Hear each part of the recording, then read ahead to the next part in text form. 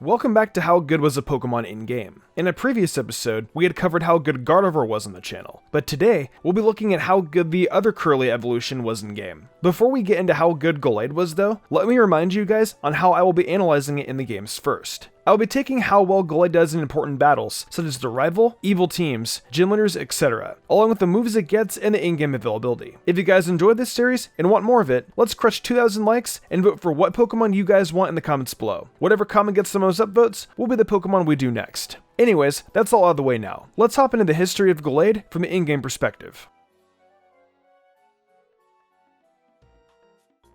Unlike Gardevoir, Gallade's in-game history starts in Generation 4, where it was a newly added evolution when using a Dawnstone on a male Kirlia. Seeing as you can't get a Dawnstone in Diamond and Pearl until the post-game, we will be focusing on specifically Platinum for this section of the games. To get a Gallade in Platinum, you'll need to first find a Ralts on Route 208 and 209. Having a Kirlia in time for Fantina and Maylene will be beneficial, as you don't have to worry about missing out on physical options and move pool through needing TMs. And the Psychic Stab will hit both of their gyms pretty well, as Fantina has a Haunter and Maylene is a Fighting Gym. Once you gain access to Route 12, you'll have yourself a Dawnstone, and will be able to evolve your Kirlia into Gallade. Luckily, this means they'll have a Gallade in time for Crusher Wake's gym. However, in order for Gallade to pose any threat against Crusher Wake, you'll need to find a Heart Scale through dowsing machines on routes 213 and 214 in order to teach Gallade Leaf Blade in Pastoria City through the Mover Learner in order to deal threats such as Quagsire and Foltzel with an actual physical attack. Following Crusher Wake, having Gallade on your team becomes significantly more beneficial when taking on the remaining gyms. If you saved your Brick Break TM from Orberg, you can give Gallade a Fighting Stab option to take on Byron and Candace, which will help significantly with their gyms, making them effortlessly to beat with Gallade. Finally, against Volkner, Gallade doesn't really have any worse or better matchup,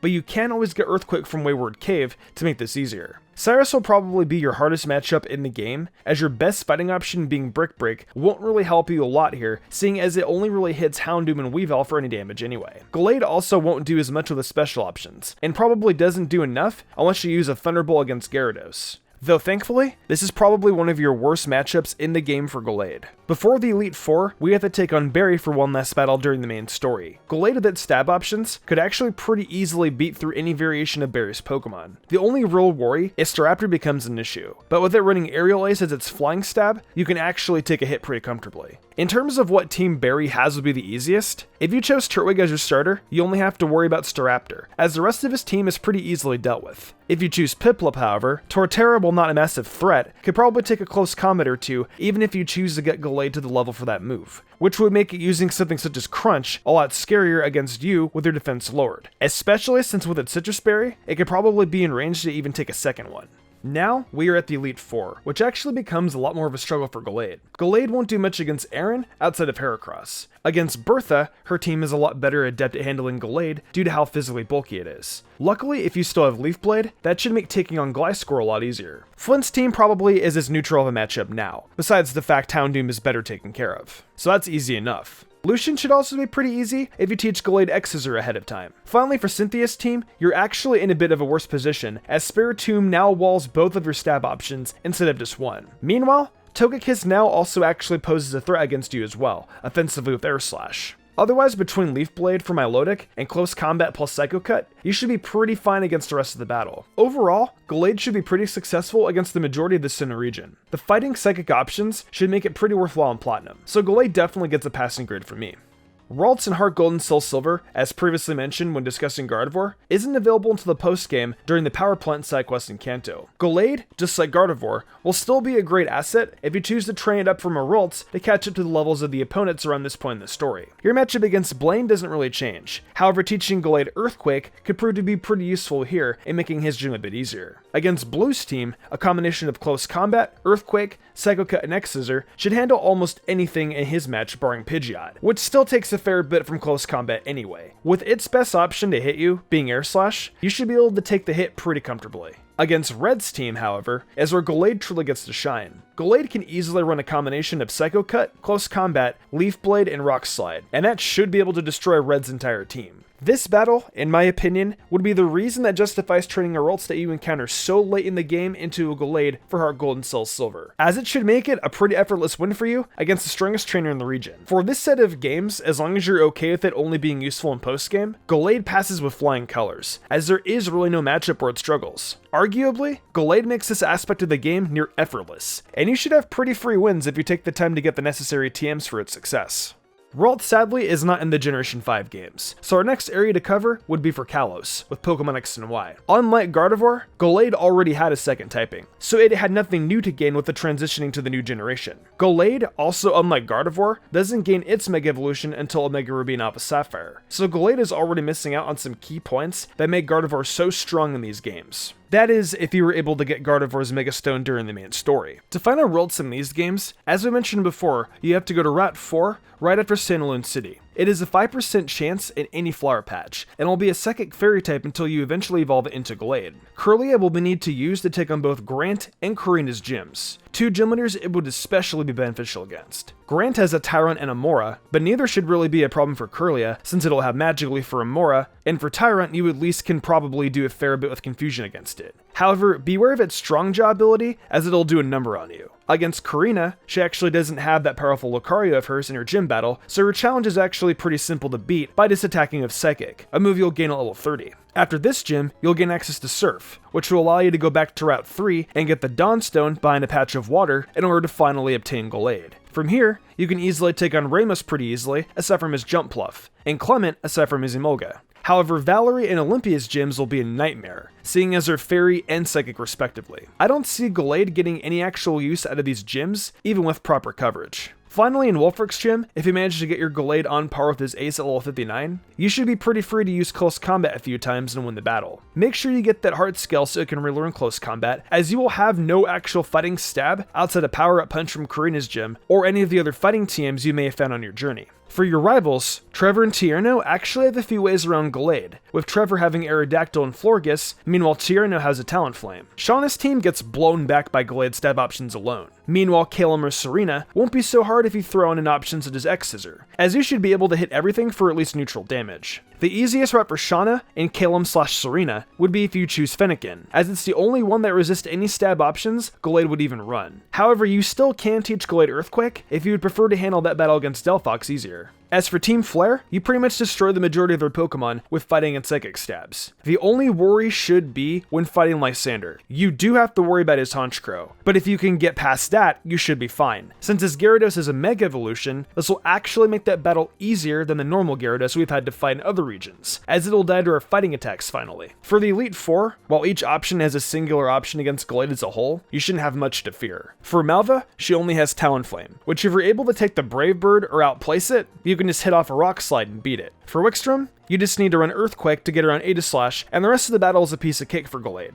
Drasna is probably the hardest, but other than Moonblast Altaria and Air/Noivern, you should be fine. And against both options, you should be able to probably kill off Psycho Cut or at least 2-hit KO. Seabold really just has Gyarados, but unlike with Lysander's, it doesn't take advantage of its Mega Evolution. Otherwise, if you carry Leaf Blade in close combat, this should be a really easy option. However, you can probably be fine just going with Psycho Cut if you run out of options to delete moves. I recommend keeping Leaf Blade, Close Combat, and Psycho Cut, and then just interchanging the fourth move with TMs as needed between battles, as that should hopefully help you the most overall against the main four. As far as Diantha goes, you actually will have a lot of trouble. To start, Diantha has a few really strong options around you, such as Hawlucha, Gourgeist, and her ace, Mega Gardevoir. By this battle, I recommend deleting Leaf Blade, and whatever TM option you last use for Earthquake and Poison Jab, I still feel there's going to be a lot of trouble getting around her Gourgeist and Mega Gardevoir. Gallade, however, at least, should be pretty helpful at beating her Tyrantrum, Aurorus, and Goodra, and you may be able to at least beat Hawlucha if you get lucky. Overall, I think Gallade actually struggles a lot with some of the generally harder boss battles in this region, such as the Fairy and Psychic gyms and Diantha herself. It feels like Gardevoir outclasses it in almost every way with its coverage and stabs here. However, Gallade is immensely helpful against the majority of leaders and Team Flare, so we will give it at least a passing grade for Kalos.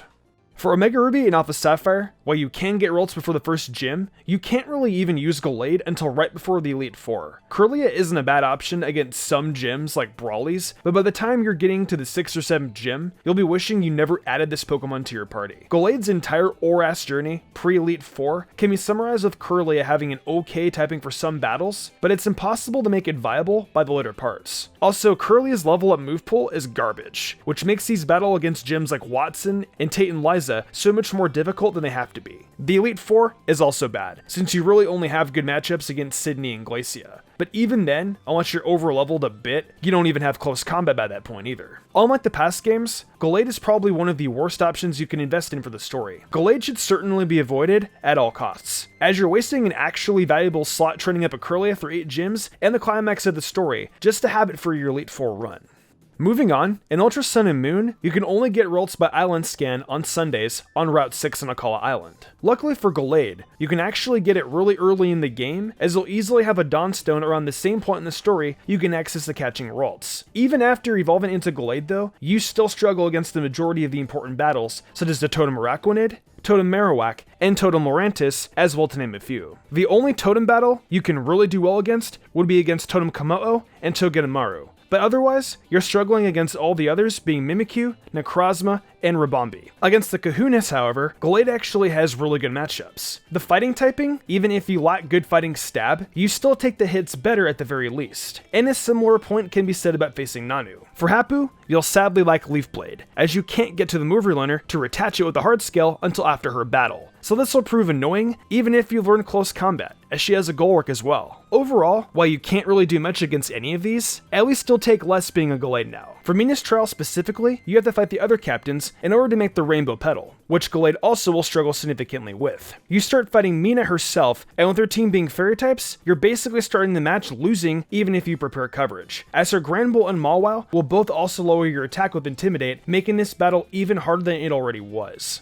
Ultra Sun arguably has the harder experience, as you have to fight Mallow, whose team has a Trevenant that basically walls you, while your best way to attack most Pokemon will still be Psycho Cut. In Ultra Moon, that battle is against Lana, which would be easier if you overlevel a tad to get close combat to hurt Cloyster at all. Kiawe between his Alolan Marowak and Talonflame will be a nightmare, but Lima will just be hitting close combat 3 times at least. For the final battle, whether you have Ultra Sun or Ultra Moon, both Sophocles and Nanu's team outside of Nanu's Sableye die by close combat, which you should know by now. When fighting the Aether Foundation, Gallade won't appreciate fighting against the bug types that Guzma has, or really have much to touch most of Lucimine's team, as you'll still lack close combat by now. However, against any of the rest of these teams, you should be fine using Psycho Cut against most battles. Against the Elite Four of this game, you actually have a really easy time. Now that you have close combat, both Mullane and Olivia are going to be no effort at all. Acerola will be a nightmare, but you can still at least use a hard skill to reteach it Night Slash before going into the Elite Four, at least to ease the issues you'll encounter. Finally, before the champion, you take Unkahili, who will be a nightmare for Gallade. Good luck beating her flying type team, as they all actually have good flying stab, unlike a lot of past generation trainers. So you're in for a horrible battle using Gallade. As for House team, Gallade has the easiest matchup if it starters Incineroar, but against the other two, you not only struggle against Decidueye or Primarina, but against all 3, you also have to deal with the Noivern. Compared to Acerola though, this battle should be no effort at all. Overall, Ultra Sun and Moon Gallade should definitely be skipped over as well, considering it has awful matchups against almost every important boss, and most of the moves it needs to defeat important opponents, you can't get until soon after you fight them, such as Leaf Blade for Hapu, and any fighting stab against Olivia and Nanu.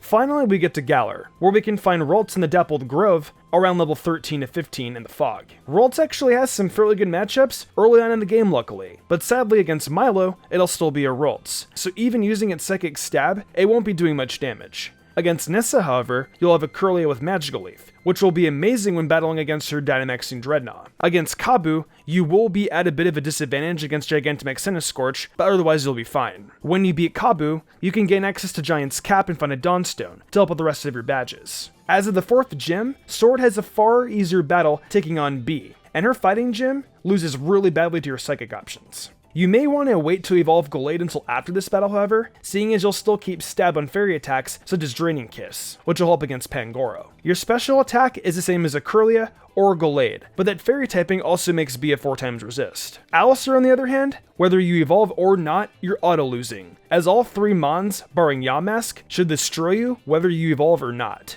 Against Opal, you're also going into a losing battle, with their Fairy-mons, and especially having Intimidate Mawile to help support even more against you. Luckily, no matter what version you picked, Gym 6 will both be very weak to your Gallade as long as you teach it Brick Break or some other fighting type TM, which especially against Melanie, Brick Break will be very useful for breaking Gmax Lapras' Aurora Veil, which will set with the Gmax Resonance should it get one off against your Gallade. Either way, neither should be a threat to you. Spikemuth will also be a pushover, as Pierce can't touch Gallade. Meanwhile, Raihan also can't really touch Gallade, and a nice Brick Break will suffice in destroying everything except for Duraludon, which you'll need to hit a few times as it is his Gigantamax. When it comes to the Champions Cup, Marnie and Hop pose no threat regardless of Hop's starter choice. The only threat in either game would be Corviknight, which only has Drill Peck right now, and Gigantamax Grimmsnarl from Marnie. Bede's team is an auto loss, and the rest are gym leaders who we've already discussed. Finally, you get to Leon, who you'll want to hope you have Earthquake to actually touch Aegislash. If you bring Stone Edge, Close Combat, Earthquake, and Psycho Cut, you should be as fine as you could dream of being against the majority of the team. But if you chose Inteleon, you may want to change out Psycho Cut for Ice Punch if you found the TR for it by now. For Galar, while it's not the best option, it certainly does help out a lot against most opponents, barring the Psychic and Fairy trainers. Otherwise, Gallade is actually really scary, especially in the later areas of the region. So, how good was Gallade overall? Well, Gallade definitely started out strong at the beginning, as it really felt superior to Gardevoir when it was only a Psychic type. But as soon as it got that additional Fairy typing, it just outclassed Gallade. Even still, Gallade is a decent option in most games it appears in. So final verdict, I say Gallade is definitely good in game, but it's not as good as its more elegant counterpart.